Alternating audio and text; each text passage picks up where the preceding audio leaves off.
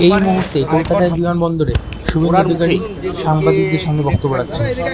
ফুল bench দেখুন করেছিল না দিল্লিতে, সেদিনই তারা বলেছিল যে এবারে স্পেশালি রাজনৈতিক দল এবং নেতারা যে হেলিকপ্টার এবং চার্টার ফ্লাইট ব্যবহার করবেন সেখানে তল্লাশি করা হবে এবং সেটা ইনকাম ট্যাক্স ডিপার্টমেন্টকে দায়িত্ব দেওয়া হবে।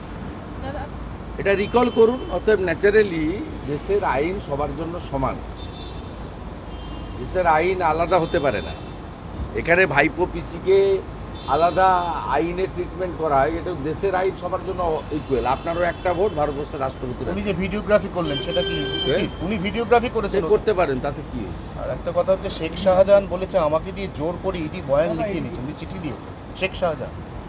আমি এটা বলতে পারবো না, ইন্টারনাল বক্তব্য, ইন্টারনাল ইনভেস্টিগেটিং এজেন্সির বক্তব্য, আমি বলতে পারবো না।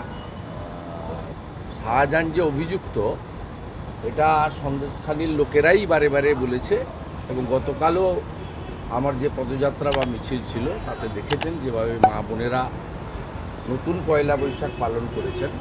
স্বাভাবিকভাবে প্রমাণিত যা যা অভিযোগ সেটা শাহজাহান যুক্ত, এটা প্রমাণিত।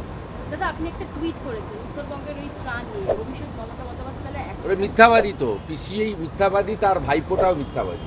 একটা ঝাড়ে আলাদা বাঁশ হতে পারে না, যেমন ঝাড় তার তেমন বাঁশ হয়।